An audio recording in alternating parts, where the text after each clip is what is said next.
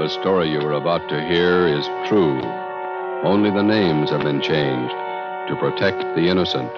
Fatima Cigarettes, best of all long cigarettes, brings you Dragnet.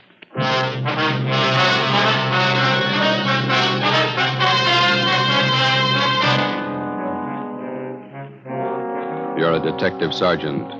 You're assigned to accident investigation, felony detail. In the early hours of the morning, a woman pedestrian is struck down by a hit-and-run driver.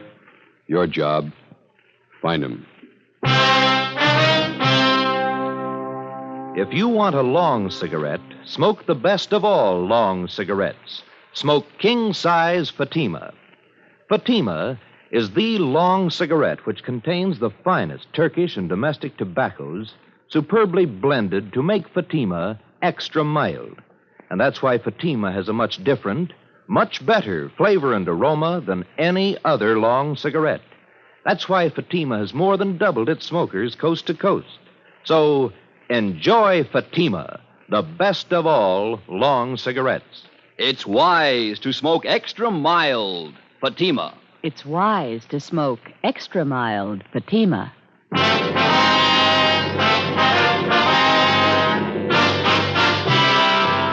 Dragnet, the documented drama of an actual crime. For the next 30 minutes, in cooperation with the Los Angeles, traveled step by step on the side of the law through an actual case from official police files. From beginning to end, from crime to punishment, Dragnet is the story of your police force in action. It was Monday, September 4th. It was hot in Los Angeles. We were working the night watch out of traffic division. My partner's Ben Romero. The boss is Captain Sullivan, Commander AID. My name's Friday. It was 12:45 a.m. when I got to the second floor at 123 South Figueroa Street. Accident investigation. The Record Bureau. Hi, Wanda. Hi. Sergeant Romero come back with you? I got a phone message for him. Oh, he's over at Georgia Street. He'll be back in a couple of minutes. You got time to take a 15-7? Sure. I got some additional information on a hit-and-run felony. All right. Pretty warm up here, isn't it? Mm-hmm. Coffee over there if you want it. No, thanks.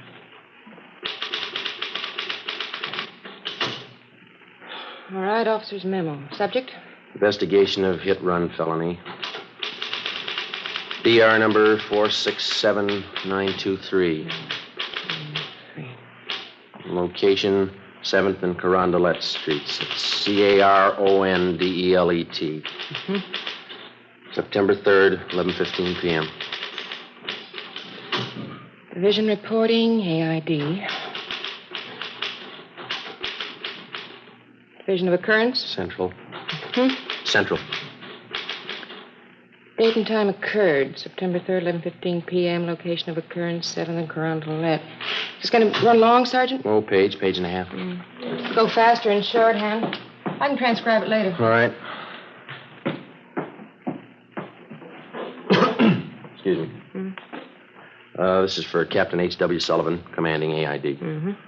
Sir, on the above date at 11:20 p.m., the undersigned officers went to the corner of 7th and Carondelet Streets in response to an ambulance follow-up traffic. Mm-hmm. On our arrival there... You got any matches, Wanda? Yeah, here you are. Okay, thanks. On our arrival there, we were met by 11T. We witnessed ambulance attendants placing an unconscious woman in an ambulance. She appeared to be critically injured. The victim was removed to Georgia Street Receiving Hospital. All right. We then interviewed a man who identified himself as Chester J. Crawford, 540 Green Oak Drive. He stated that he was acquainted with the injured woman and that her name was Sheila Gordon, Gordon, 7832.5 7th Street. Crawford told us that he was taking her home from a dance. And they arrived at the intersection of 7th and Carondelet Streets at approximately 11:15 p.m. 11:15. Okay? Yeah. Uh-huh. Crawford further stated that while he and Sheila Gordon attempted to cross the intersection, an automobile headed west on 7th Street went through the red traffic light. Right. Would you read that last part back? Attempted to cross the intersection. An automobile headed west on 7th Street went through the red traffic light. Okay. Crawford told us that he jumped out of the path of the car and tried to pull Miss Gordon with him. He said that the car struck her down without slowing down, continued out 7th Street, and disappeared. Wait a minute. Oh, I'm sorry. And disappeared. Okay. Crawford stated the hit-and-run car was either a Dodge or a Plymouth, but it could have been either last year's model or this year's. He described the car... Is this too fast for you? That's all right. He described the car as either light blue in color or bluish green. Said that he failed to get the entire license number, but that the last 3 numbers on the rear plate were either 804 or 304. 804 or 304. That's right. Okay. Fine. Crawford said he made an attempt to follow the hit-run car, but that he was unable to obtain transportation. He stated he then ran to a phone at the Corsev Bar and Grill. Spell that? What? Corsev. Oh, Corsev. That's at 7th and Carondelet, and called the police. And the undersigned officers then obtained Crawford's full name, address, phone number, and proceeded to question residents in the neighborhood, and were unable to locate any other witnesses besides Crawford. Okay. Hi. How'd you do? Oh, I saw her. That's about all. Doctor says we won't be able to talk to her for at least a couple of days, maybe not at all. What's your chances? 50-50 if she's heavy on luck. 3 broken ribs, brain concussion, internal injury. What'd Lee Jones have to say? Is that all the report, Sergeant? Oh, yeah, Wanda. We'll have the rest for you a little later. Thank you. Okay. I'll type this much up as soon as I can. Thanks. Sure. What'd Lee Jones have to say? Nothing. He and Pinker went over the area for an hour. No broken glass from headlights at the PI. No tire impressions worth anything. No physical evidence. Where does it leave it? With a half-dead girl and no suspects. What do you think, Joe? I don't know. It's a sour one. Any kickback on the teletype yet? No? That guy she was with, Crawford, not too much help. Looked a little nearsighted to me. He saw well enough to get out of the way of that car. You got the notes. How much to give us? Well, let me see. I got it here in the book. The car was either a Dodge or a Plymouth, late model. Color, either light blue or blue-green. And the last 3 numbers on the license plate were 804 or 304. It's a big field to pick from. That's the only lead we own. You can call it that, yeah. Well, I guess we better talk to DMV, get the dope on all cars fitting that description that Crawford gave us. It's going to be a hard trip. At least 3,000 cars to track down. Probably closer to 4. What do we do for help? We can ask the captain in the morning. I'll get him. Okay. Record Bureau, Romero. Yeah, we'll bring him right over. Yeah, bye. It's Lee Jones again. Yeah? Says he wants the clothes Sheila Gordon was wearing at the time of the accident. He figures when she got hit, her clothes must have left fabric marks on the front of the car. Well, it might work. There's only one trouble. What's that? You can paint off fabric marks. Well, it's a long list. Let's take it from the top. Yeah. Find the car.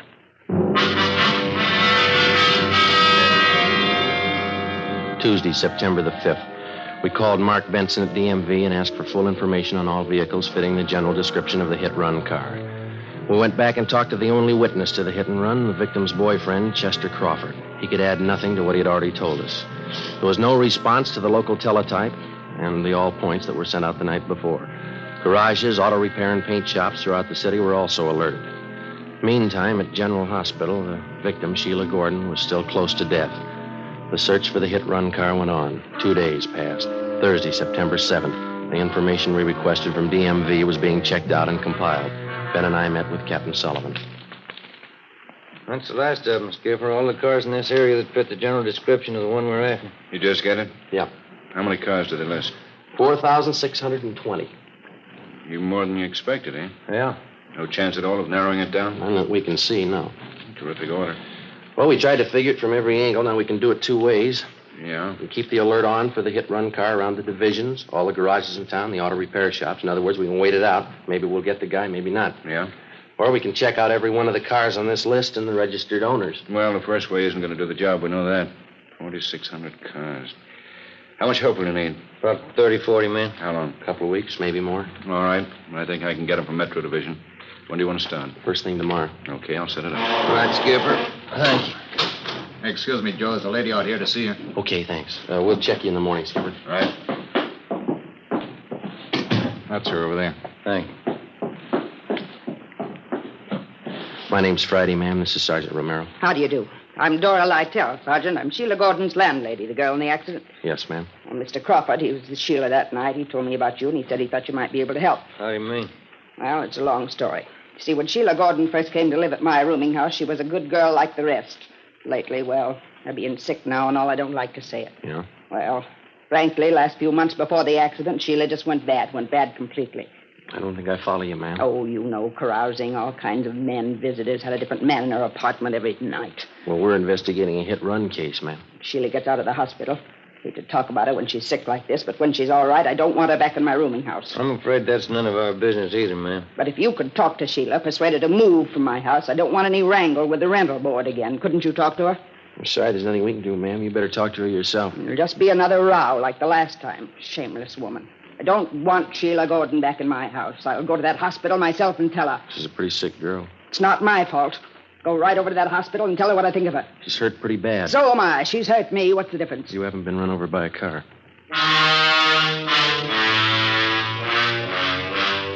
Next morning, Sergeants Reed and McLennan, Ben, and myself joined the 40 men from Metropolitan Division who had started checking out the first of the 4,620 suspected cars.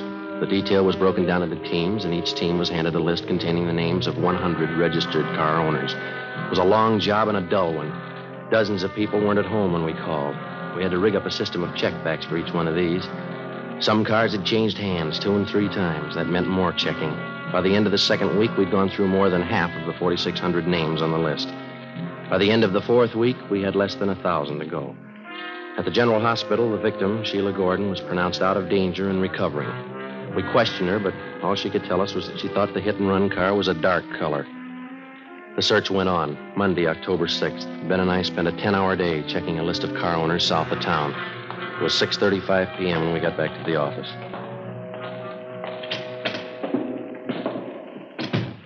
Hi. Hi, Reed. How'd you do today? Fair. Looks like we got one. What do you mean? Guy's name is Ralph Angelo. Let's see. 8690 Backerley Road. Checked him out early this morning. First call. What'd you get? One's a late model Plymouth, light blue. License number, there it is, 17 Arthur 2804. Wasn't home. Talked to his wife. Yeah? She said the car's been sitting home in the garage for the past month. Husband won't drive it. What's your story? Told her there was something wrong with it. He was going to trade it in. McLennan and I tried it. Car's in first-class shape. What about the front end of the car? Pretty clean. One of the bars in the radiator grill slightly bent. Soft crease on the hood. Another one in the right fender. Did you bring the car in? Yeah. Crown Eyes been working on it since lunch down the garage. Anything else? Found a gas receipt in the glove compartment. Dated September 3rd, night of the accident. Where's Angelo now? Santa Barbara, business trip. Due home tonight about 10. McLennan and I'll pick him up then. See what he's got to say. That sounds good. How many possibilities does that make, Joe? Well, let me see. Out of 3,700 we've checked, about 4 good ones. I'll get that. Accident investigation, Friday. Hi, Joe. This is Lee Jones. Yeah, Lee. Just finished checking the Plymouth Reed and McLennan brought in. Did you find anything? Fabric prints on front bumper and the hood. Yeah? Indentation of soft object on hood and right front fender. Something else on that fender. What's that? Set of lip impressions. What's it mean? We found the car. Only one job left. Yeah? Find the driver.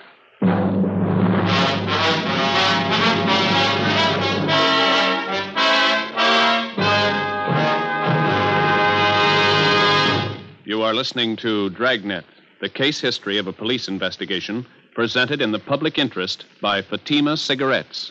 If you smoke a long cigarette, it will be in your interest to listen to a typical case history of a Fatima smoker. It's the case of attorney R. Michael Charters, member of the New York Bar. And this is his actual signed statement.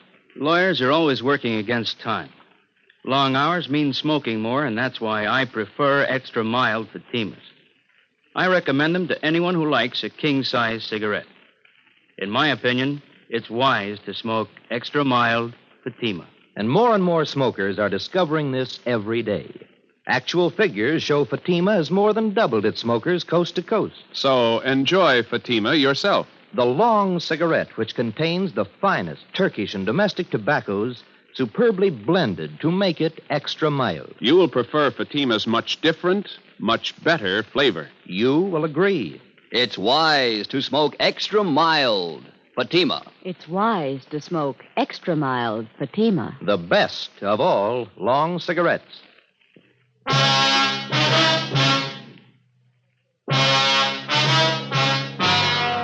Monday, October 6th, 10 p.m. Suspect Ralph Angelo was picked up at his home by investigating officers and brought downtown to the interrogation room. Sergeants Reed and McLennan, Ben, and myself questioned him for 3 hours. At 1:30 a.m., we took Angelo to the county jail where he was booked on suspicion of 501 vehicle code, hit and run felony. The next morning, we obtained a warrant from the district attorney's office, and later that day, Ralph Angelo was arraigned in Municipal Court Division 7. The date was set for his preliminary hearing in municipal court. Sheila Gordon recovered from her injuries and was released from the general hospital. On October 10th, the preliminary hearing was held. Sheila Gordon was on the stand most of the morning. After the noon recess, I was called to testify. Raise your right hand. You solemnly swear that testimony about to give pending in this case be the truth, the whole truth, nothing but the truth, so help you God. I do. State your name. Joe Friday. Be seated.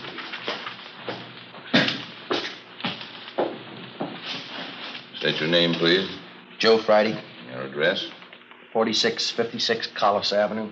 Your occupation. I'm a police officer in and for the city of Los Angeles. Are you one of the investigating officers assigned to this case? I am. Did you have a conversation with the defendant regarding this case? I did. Where? In the traffic division at 123 South Figueroa Street. Who's present? The defendant, Sergeants McLennan, Reed, Romero, and myself. Were the statements made by the defendant free and voluntary? They were. Was there any promise of immunity or reward or the use of force or violence to induce him to make the statement? No, there was none. You tell the court the extent of the conversation at that time. Well, first of all, I asked him if he was the registered owner of a 1948 Plymouth automobile, California license number 17 Arthur 2804. He admitted that he was. And then I asked him if he was driving that car on the night of September 3rd. He said he was, but that he did not drive anywhere near the location of the hit-and-run felony that night at 7th and Carondelet Street. Did the defendant tell you where he drove his car that night? No, sir. Did you ask the defendant where he drove his car that night of September 3rd? Yes, I did. And what did he answer? Well, he said, it's none of your business. Did you persist in this line of questioning? Yes, I did. The defendant continued to refuse to give you the information? That's right. Did the defendant state where he was on the night of September 3rd, between 10 p.m. and midnight? He refused to tell us. You advised the defendant at that time that his car had been impounded for investigation?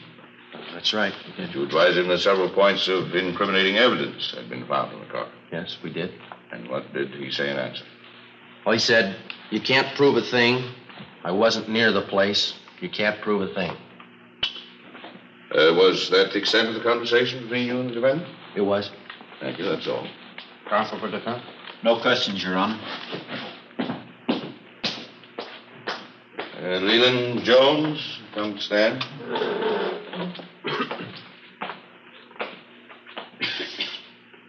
Raise your right hand. You solemnly swear the testimony about to give pending this case be the truth, the whole truth, nothing but the truth, so help you God. I do.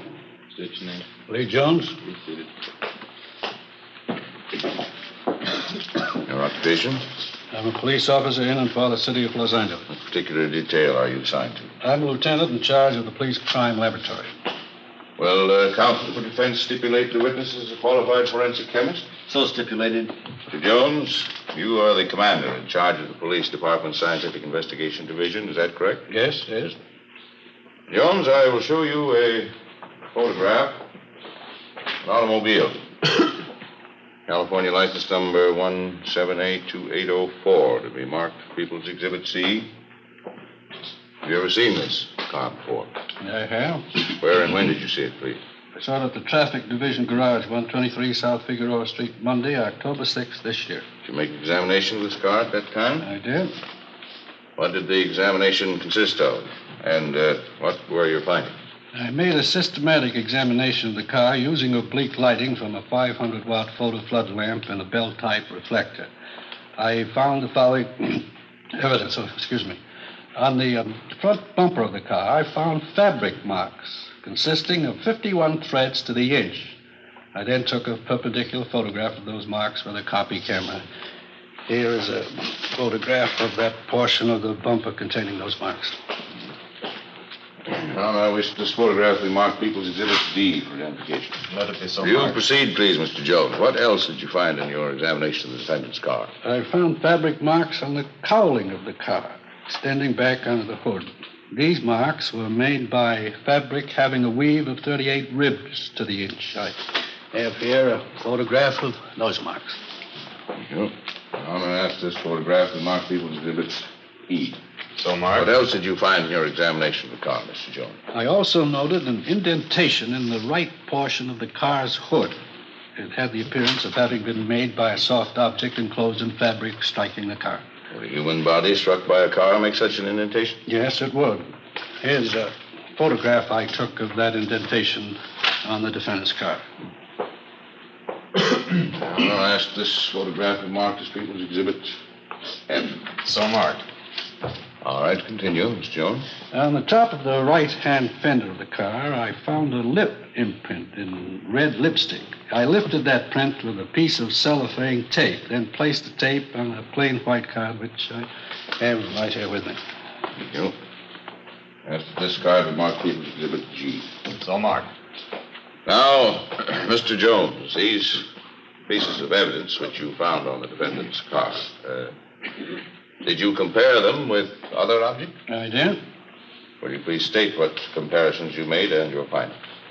Well, in the first place, I find that the fabric marks in People's Exhibit C, taken from the bumper of the car, has the same count per inch as the stockings worn by the victim, Sheila Gordon.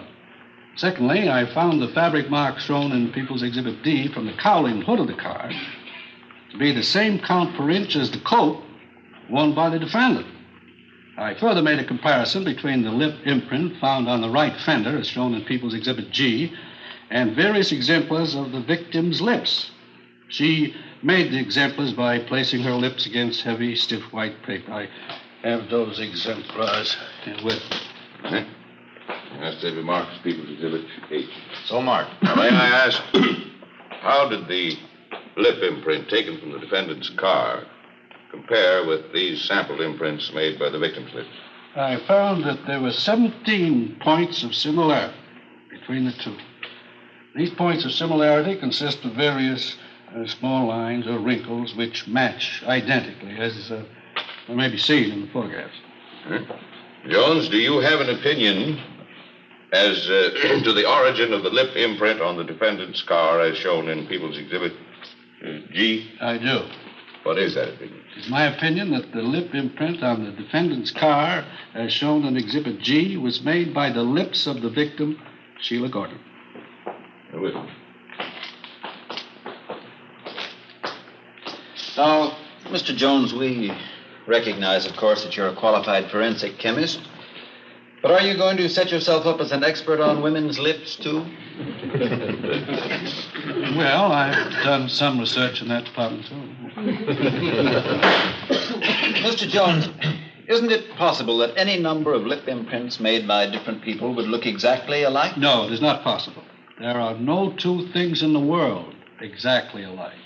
There are no two sets of lip imprints alike. Well, anyone who's been around at all would know that. That's all, Mr. Jones. Thank you.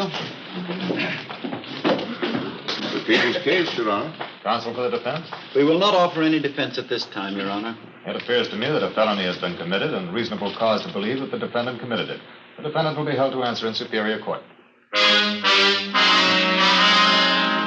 Tuesday, November 4th. Suspect Ralph Angelo was arraigned in Superior Court, Department 88, and the date of his trial was set for December 1st. During the weeks preceding the set of the trial, we worked with Lee Jones in the district attorney's office preparing the case against Ralph Angelo. 2 days before the trial opened, we had a visit from one of the men from the DA's office, a process server. All right, Bert. Hi. We got trouble. Yeah? Sheila Gordon's disappeared.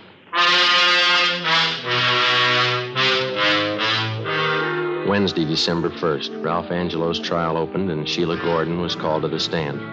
She failed to appear.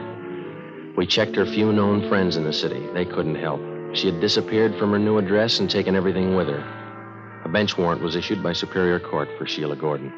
The deputy district attorney succeeded in having the court grant a delay in order to find the missing girl, in this case, the complaining witness. Meantime, we got out a local broadcast and an APB. We got missing persons detail to help out in the search. Still no sign. Ralph Angelo's lawyer asked the court for a dismissal of the hit-and-run felony case because of Sheila Gordon's failure to appear. On December the 8th, the court ruled on the motion. Regarding the motion by the defense for dismissal of hit-and-run felony charges against Ralph C. Angelo, because of the prosecution's failure to produce the complaining witness, to which Sheila R. Gordon, the court feels it would not serve the interests of justice to continue the case. Case dismissed. The search for Sheila Gordon went on. Behind us, we had logged 3 solid months of police work, checking and running down more than 4,000 cars. Hours of labor in the crime lab. More hours pounding the pavement, questioning people, checking, rechecking. Without a trial and a conviction, it didn't mean a thing. 3 days before Christmas, we received information that the missing girl was living in a small town south of Los Angeles. Ben and I checked the address. What was the apartment number? 7A, wasn't it? Oh, yeah. I'll get it.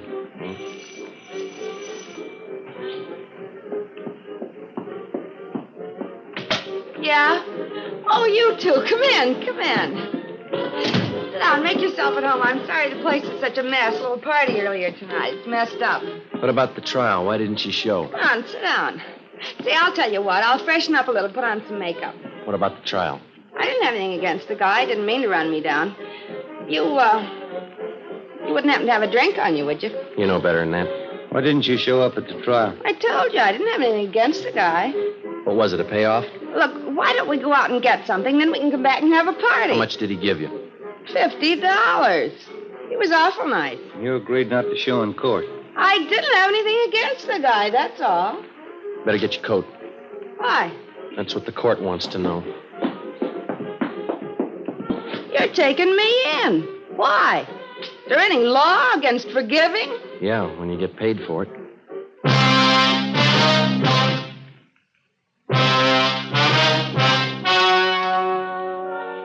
The story you have just heard was true. Only the names were changed to protect the innocent. On February 3rd, trial was held in Superior Court, Department 88, City and County of Los Angeles, State of California. In a moment, the results of that trial. It's amazing how many long cigarette smokers are changing to Fatima.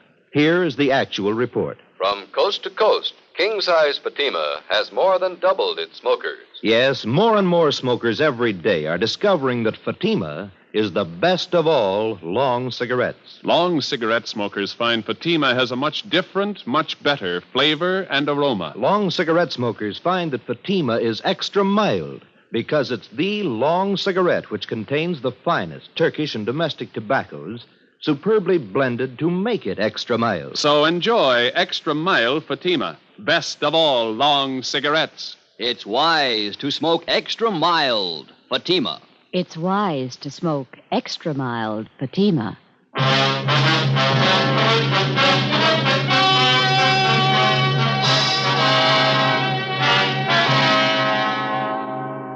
Sheila Gordon was returned to Los Angeles, and a new date was set for the trial of Ralph Angelo. Subsequently, he was tried and found guilty as charged. Angelo was also tried, along with Sheila Gordon, for compounding a felony. They were both convicted and received the sentence as prescribed by law. They are now serving their terms in the state penitentiary. You have just heard Dragnet, a series of authentic cases from official files. Technical advice for Dragnet comes from the Office of Chief of Police W.A. Wharton, Los Angeles Police Department. Fatima Cigarettes, the best of all long cigarettes, has brought you Dragnet from Los Angeles. The Halls of Ivy is especially pleasant listening tomorrow on NBC.